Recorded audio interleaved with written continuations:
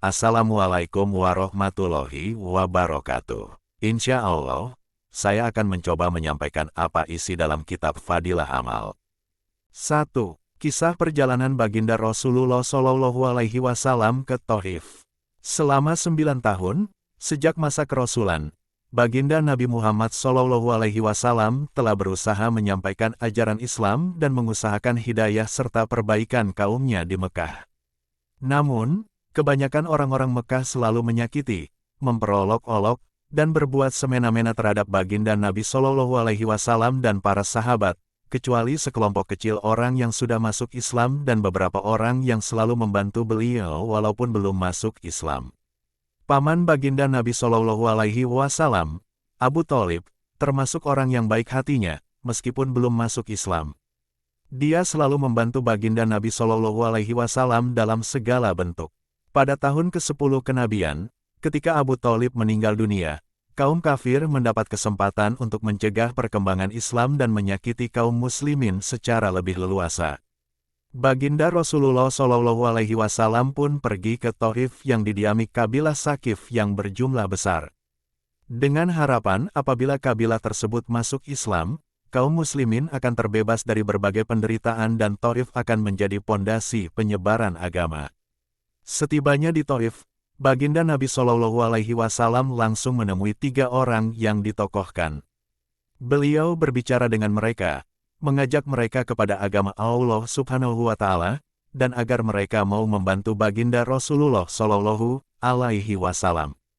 Akan tetapi, mereka bukannya menerima atau paling tidak berlaku sopan kepada tamu yang baru datang sebagaimana adat bangsa Arab yang terkenal dengan memuliakan tamu. Bahkan mereka tanpa basa-basi menyambut beliau dengan sikap dan akhlak yang sangat buruk.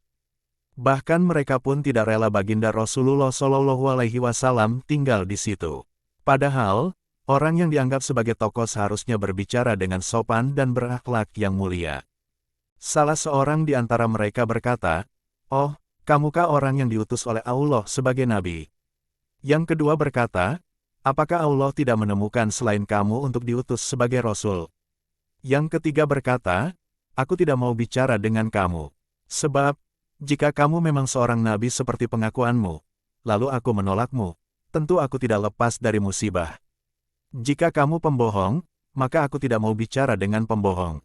Akan tetapi, baginda Nabi SAW mempunyai hati yang begitu teguh laksana sebuah batu karang. Beliau tidak berputus asa dan terus berusaha untuk mendekati masyarakat umum, tetapi tidak seorang pun yang mau mendengarkan beliau.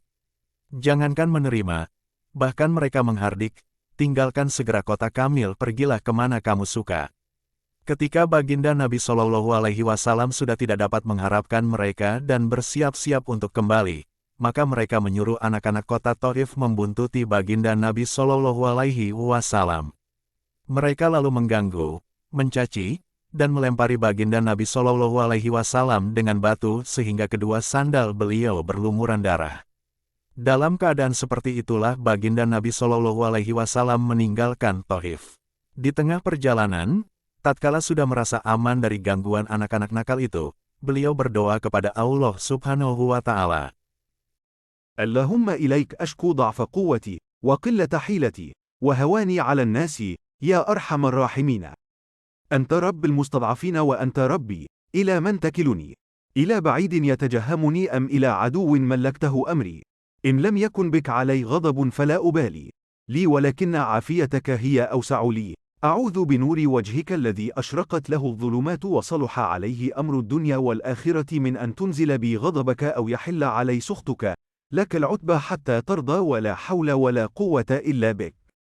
Yang artinya, "Ya Allah, aku adukan kepadamu lemahnya kekuatanku, habisnya upayaku, dan kehinaanku dalam pandangan manusia. Wahai yang Maha Penyayang melebihi sekalian penyayang, Engkaulah Tuhan orang-orang yang tertindas. Dan Engkaulah Tuhanku. Kepada siapakah Engkau serahkan diriku? Kepada orang asing yang akan memandangku dengan muka masam atau kepada musuh yang Engkau kuasakan kepadanya segala urusanku? Tiada keberatan bagiku, asalkan Engkau tidak murka kepadaku. Perlindunganmu sudah cukup bagiku. Aku berlindung kepadamu dengan nur Zat-Mu yang menyinari segala kegelapan, dan dengannya menjadi baik segala urusan dunia dan akhirat. Aku berlindung dari turunnya kemarahan-Mu kepadaku atau kemurkaan-Mu kepadaku. Aku sanggup berbuat apa saja, hingga Engkau ridho. Tiada daya dan upaya melainkan dengan-Mu.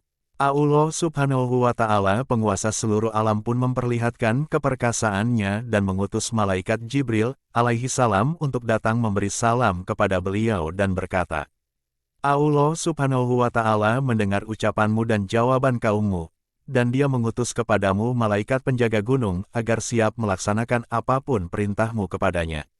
Malaikat penjaga gunung itu pun datang dan memberi salam kepada baginda Nabi Shallallahu Alaihi Wasallam seraya berkata, apapun yang engkau perintahkan akan kulaksanakan. Bila engkau sukai, akan kubenturkan gunung-gunung yang ada di sekitar kota ini sehingga siapa saja yang tinggal di antaranya akan hancur binasa. Atau apapun hukuman yang engkau inginkan.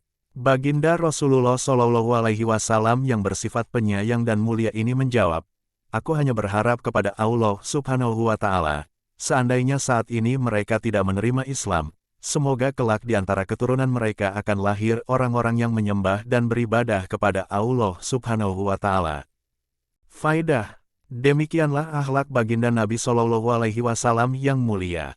Kita mengaku sebagai pengikutnya, namun ketika sedikit kesulitan atau celaan menimpa kita, kita langsung marah, bahkan menuntut balas seumur hidup.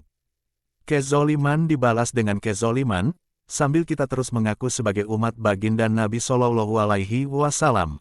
Padahal meskipun mengalami penderitaan dan kesusahan yang berat, baginda Nabi Shallallahu Alaihi Wasallam tidak berdoa buruk dan tidak menuntut balas. Demikian hal yang dapat saya sampaikan. Jika terdapat kesalahan saya mohon maaf kepada para penyimak video ini, dan kepada Allah saya mohon ampunan. Saya akhiri. Wassalamualaikum warahmatullahi wabarakatuh.